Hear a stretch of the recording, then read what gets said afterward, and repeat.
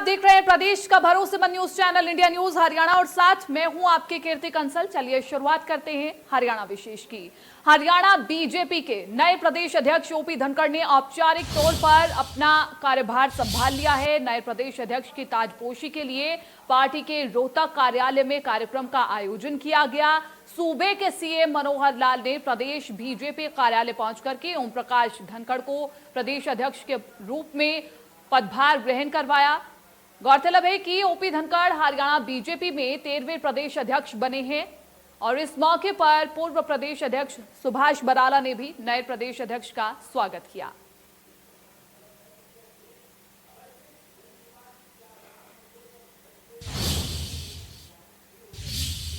BJP के नए प्रदेश अध्यक्ष ओपी धनखड़ ने कार्यभार संभालते ही अपनी धमक दिखाई और बड़ौदा उपचुनाव को लेकर के कांग्रेस पर जमकर के हमला बोला। इसके साथ ही युवाओं से बीजेपी से जुड़ने का आह्वान भी किया।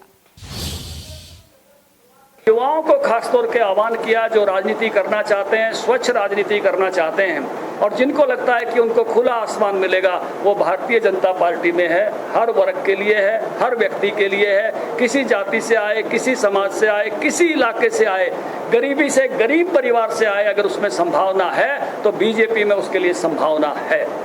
चुनाव चुनौती तो हुड्डा साहब के लिए है, कांग्रेस पार्टी के लिए, क्योंकि वो उनकी सीट थी, उनके खास आदमी की सीट थी। श्री कृष्ण हुड्डा जी उनके बड़े खास थे, इसलिए हमारे लिए तो वो अपॉर्चुनिटी है और मुझे लगता है कि जींद के तरह से हमारे लिए अपॉर्चुनिटी साबित होगी। आने वाले चुनाव हैं, पंचायतों के हैं, नगर निगमों के, नगर पालिकाओं के चुनाव भी हैं। भारतीय जनता पार्टी ने जैसे पिछली टर्म में अच्छा परफॉर्म किया था, हम वैसे ही उसी प्रकार से परफॉर्म करेंगे।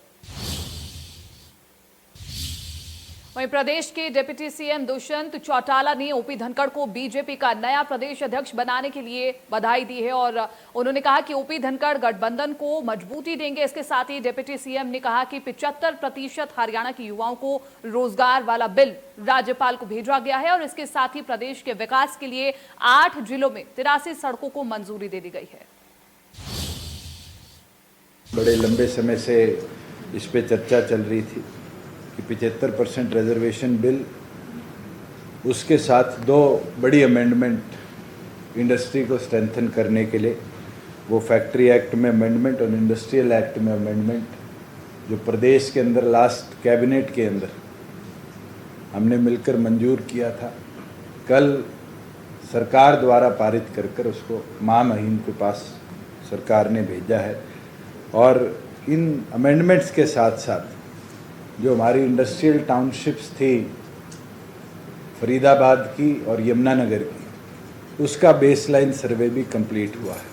केंद्र सरकार द्वारा फेज़ 3 का पार्ट 1 जो है, उसके अंदर हरियाणा प्रदेश के 8 जिलों में 83 सड़कें मंजूर हुई है, जो लगभग 383.58 करोड़ रुपए की लागत से दिसंबर तक हम बनाने का काम करेंगे, जिसके अंदर केंद्र सरकार 60% जो उनका शेयर है 229 करोड़ और लगभग 154 करोड़ रुपया प्रदेश के शेयर का हम सैंक्शन कर उनको गति देंगे। भारतीय जनता पार्टी के नए अध्यक्ष चुनने पर पूर्व मंत्री ओम प्रकाश धनखड़ जी को बहुत शुभकामनाएं और इसी विश्वास के साथ गठबंधन आगे बढ़ेगा कि जो नई जिम्मेवारी उनको मिली है, इस जिम्मेवारी के साथ मिलकर आने वाले भविष्य में होने वाला, चाहे बड़ौदा का उपचुनाव हो, चाहे म्यूनसिपल कॉरपोरेशन के चुनाव हो, मिलकर मजबूती से गठबंधन लड़ेगा भी और प्रदेश के अंदर गठबंधन की विजय प्राप्त करेगी। एक तरफ सरकार प्रदेश को आगे बढ़ाने में जुटी है, लेकिन फिर भी कुछ लोग कामों पर अपने स्वार्थ और लापरवाही का पलीता लगाना नहीं छोड़ते हैं। जी हां, फतेहाबाद में किसानों का 1 करोड़ 22 लाख का ब्याज खाने की कोशिश की गई है। ये पूरा मामला क्या है, इस रिपोर्ट में समझिए।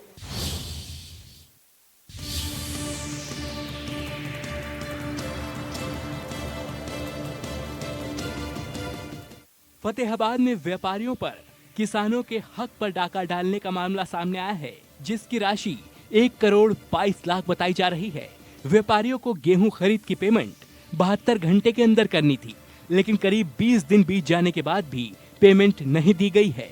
इस मामले में खाद्य आपूर्ति विभाग ने 800 व्यापारियों को नोटिस जारी किया है। इस मामले में पूर्व विधायक बलराम सिंह दौलतपुरिया और मौजूदा विधायक के भाई को भी नोटिस जारी किया गया है। ये नोटिस ऐसा है जी, गेहूं की पेमेंट थी जो कि आड़तियों के खाते में डाली गई सरकार द्वारा ऑनलाइन, और ये पेमेंट आड़तियों ने समय पर जारी नहीं की किसानों को, जो कि 72 घंटे में की जानी थी। 72 घंटे में की नहीं इन्होंने, उसका ब्याज ये गवर्नमेंट ने कैलकुलेट करके और इनके ब्याज डाल दिया। ब्याज इसमें जी टोटल जिले का तो है जी, इसके अंदर लगभग 1.25 करोड़ रुपए, और जो फतेहाबाद मंडी है, फतेहाबाद मंडी का करीब 50 लाख के करीब। वहीं ब्याज की राशि किसानों के खाते में जमा करवाने के आदेश दिए गए हैं, लेकिन व्यापारियों ने नोटिस रिसीव नहीं किया। इसके बाद खाद्य आपूर्ति विभाग ने सोशल मीडिया की सहायता से नोटिस भेजा है। आड़ती होंगे जी, लगभग 800 आड़ती है जिले के अंदर। नोटिस ये है जी, भी उसके दामी में से काट लिया जाएगा आपके, नहीं तो अपना जवाब दो अपना। ये उसके अंदर जो इनको नोटिस जारी किए गए हैं उसके अंदर डे बताए गए हैं, इतने दिन इस अमाउंट का इतना डे है, इस अमाउंट ये देरी से डाली, ये अमाउंट इस देरी से डाली गई। जाहिर है कुछ रसूखदारों के साथ इन 800 व्यापारियों ने किसानों के हक पर डाका डालने की कोशिश की है, लेकिन खाद्य आपूर्ति विभाग को पूरा भरोसा है कि जल्द ही पूरी रकम वसूल कर किसानों के खातों में डाल दी जाएगी। फतेहाबाद से जितेंद्र मोंगा, इंडिया न्यूज हरियाणा। अब बात काली तीज की। जी हां, पीटीआई शिक्षकों की काली तीज, जिन्होंने त्योहार के मौके पर सिर पर काली पट्टी बांधकर प्रदर्शन किया और सरकार को जमकर के कोसा। प्रदेश में पीटीआई कैसे लगातार सरकार पर हल्ला बोल रहे हैं, इसकी भी रिपोर्ट देखिए।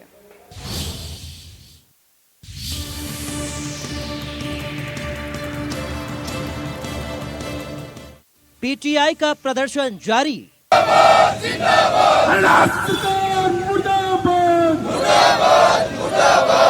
पीटीआई ने मनाई काली तीज। जिंदाबाद जिंदाबाद भिवाड़ी मीडिया के साथी जिंदाबाद जिंदाबाद जिंदाबाद। जमकर की नारेबाजी। मुर्दाबाद मुर्दाबाद हमारे त्योहार को टकाने वाली सरकार मुर्दाबाद मुर्दाबाद मुर्दाबाद। सरकार पर लगाया नौकरी छीनने का आरोप।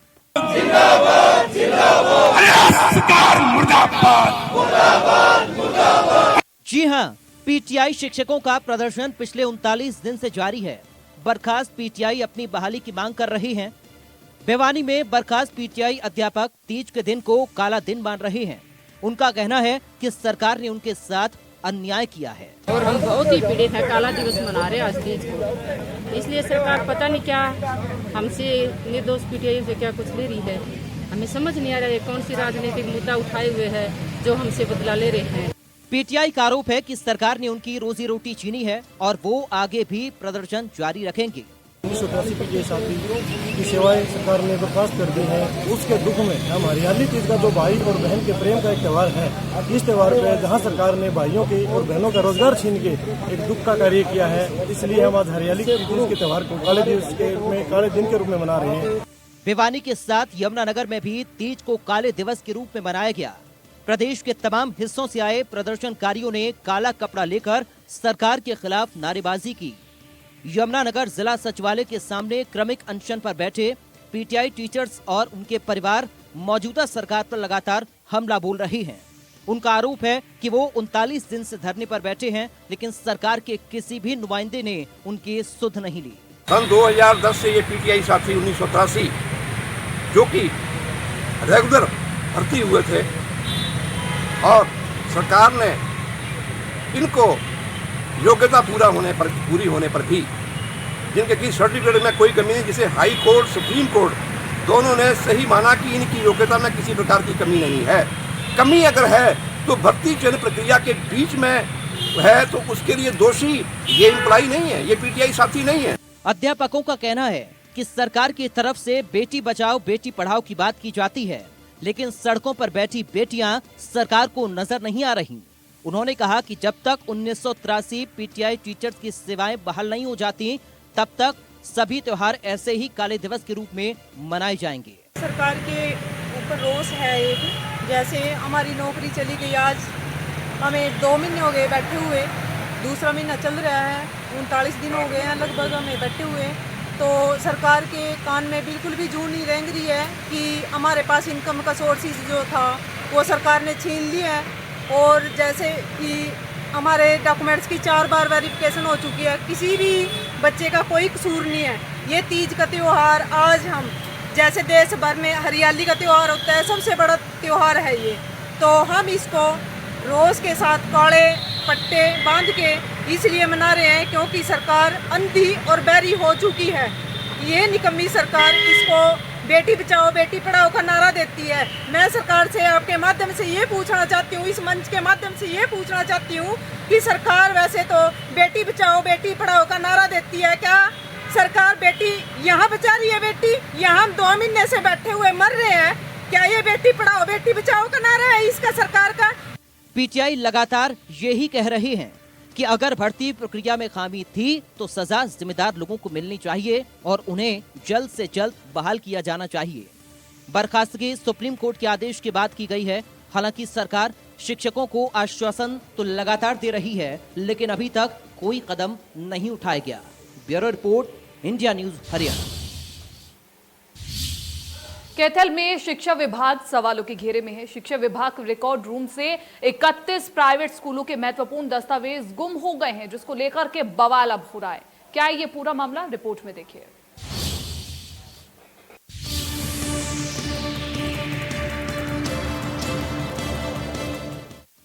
कैथल में शिक्षा विभाग की बड़ी लापरवाही सामने आई है।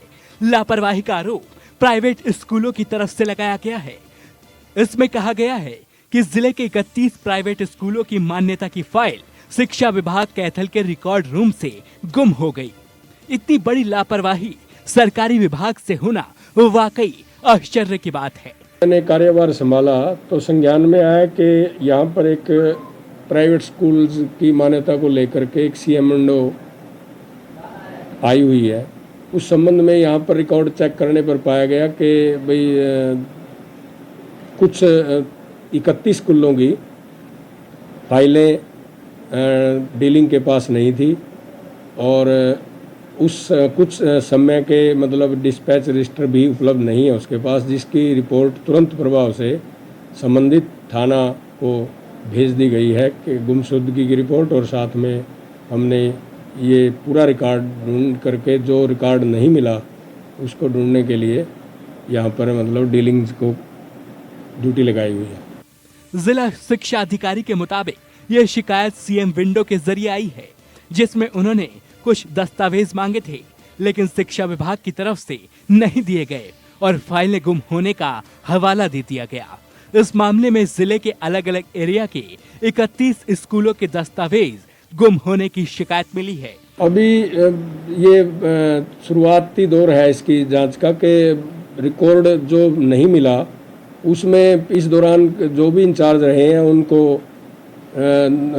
नोटिस भी दिया जा रहा है और उनको उनसे रिकॉर्ड कहाँ है कैसे है उसकी ढूंढने के लिए प्रयास भी जारी है और साथ में इसकी रिपोर्ट भी हमने ऐसा क्या रिकॉर्ड था वो जो स्कूलों से संबंधित फाइलें आती है हमारे पास।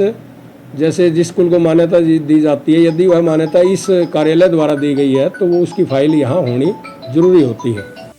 ये दस्तावेज स्कूलों के रिकॉर्ड से संबंधित थे। इसमें उनकी मान्यता से संबंधित दस्तावेज भी शामिल थे, जो शिक्षा विभाग की लापरवाही के चलते गुम हो गए। मामले में नोटिस जारी कर दिया गया है। अगर फिर भी दस्तावेज नहीं मिलते तो अधिकारी कार्रवाई की बात भी कह रहे हैं, लेकिन एक बात साफ है कि शिक्षा विभाग की लापरवाही काफी बड़ी है। कैथल से मनोज मलिक, इंडिया न्यूज हरियाणा। प्रदेश में पंचायती चुनाव होना हो और गांव में माहौल ना बने, ऐसा हो ही नहीं सकता। हालांकि चुनाव की तारीख अभी पता नहीं है, लेकिन फिर भी चर्चाओं, कयासों और उम्मीदों का दौर शुरू हो चुका है। करनाल के इंद्री की ग्राम पंचायतों का क्या है हाल, हमारे इस खास रिपोर्ट में देखिए।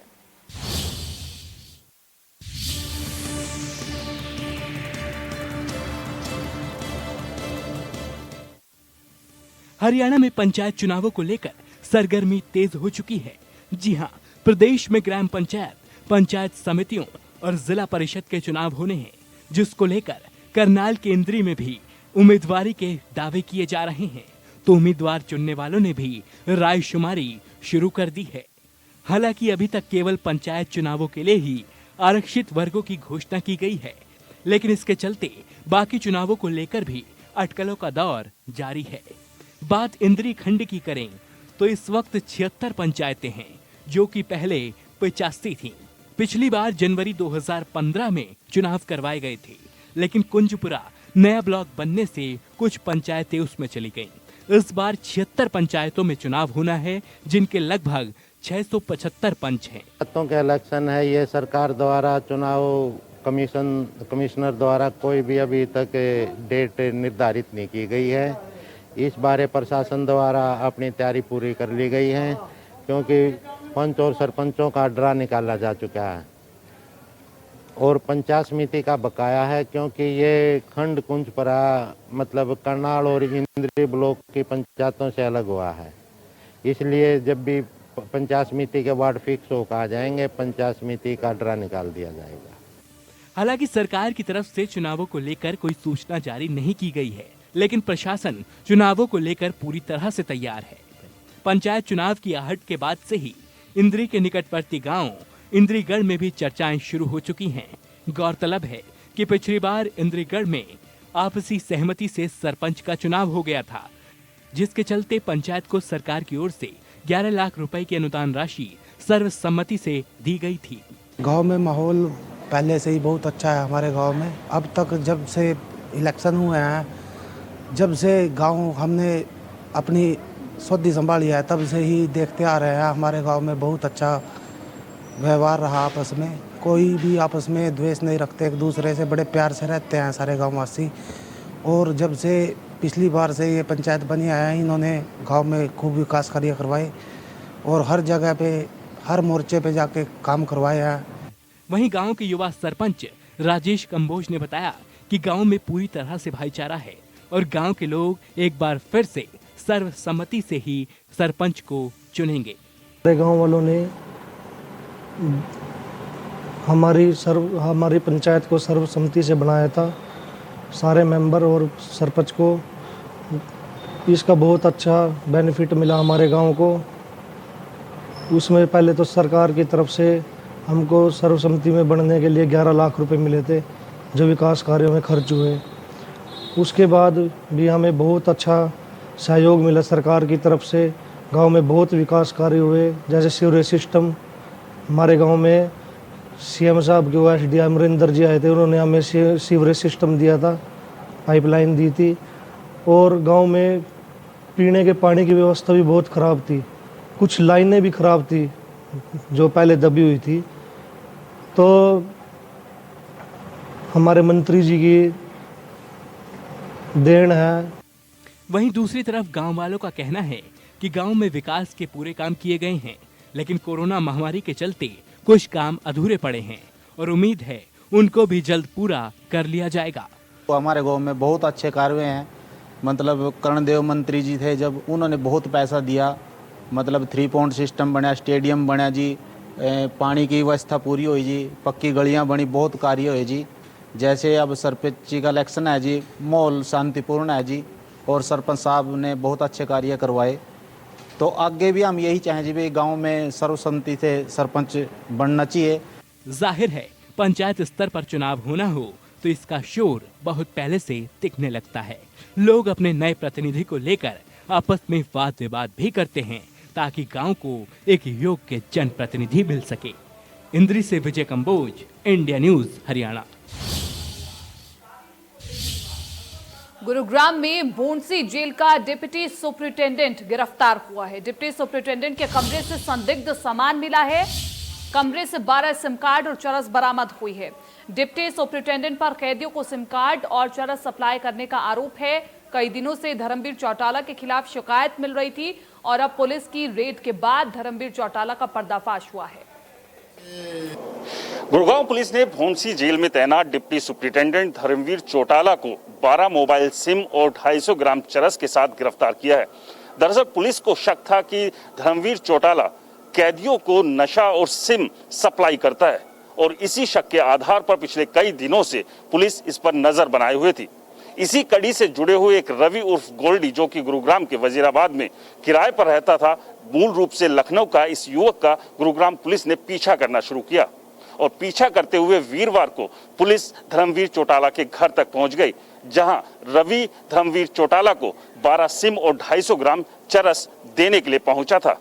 पुलिस ने मौके पर पहुंचकर दोनों को रंगे हाथ गिरफ्तार कर लिया और अब पुलिस ये जांचने में जुटी हुई है कि जेल और जेल के बाहर इस पूरे रैकेट में इन दोनों के साथ और कौन कौन लोग शामिल थे। कैमरामैन जगदीश तोमर के साथ राज वर्मा, इंडिया। हरियाणा विद्युत विनियामक आयोग के चेयरमैन डीएस ढेसी ने कुरुक्षेत्र का दौरा किया। उन्होंने सीजीआरएफ के निर्णय तत्काल लागू करने की अपील की। इस दौरान उन्होंने 10 जिलों की 71 शिकायतों का निपटारा किया। डीएस ढेसी ने कहा कि किसानों को बिजली से संबंधित किसी प्रकार की समस्या नहीं आने दी जाएगी। इस समय फसल के सीजन में उत्तर हरियाणा बिजली वितरण निगम के अधिकारियों को आदेश दिए गए हैं कि नियमित रूप से फील्ड में रहकर किसानों को सुचारू रूप से बिजली उपलब्ध करवाएं। एपीटी सेल का निरीक्षण तो नहीं किया है, सिर्फ उसके बारे में जानकारी प्राप्त की है। जो है सीजीआरएफ कुरुक्षेत्र जो कि 9 जिलों की शिकायतों को देखता है, 10 जिलों के शिकायतों का जो निपटारा करती है कंज्यूमर ग्रीवेंस रिड्रेसल फोरम, तो उसकी कार्य की समीक्षा की गई है। पिछले 3 सप्ताह में कुल मिला के अभी तक 71 शिकायतों का निपटान किया गया है।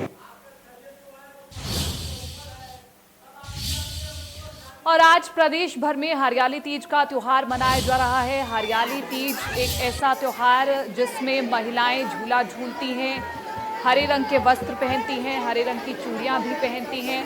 विशेषकर सावन में आने वाले इस त्योहार में महिलाएं झूमकर गा करके अपने पति के लंबे जीवन की कामना करती है। कई जिलों में, कई शहरों में व्रत भी रखा जाता है और ये व्रत विशेषकर पति की लंबी उम्र के लिए रखा जाता है।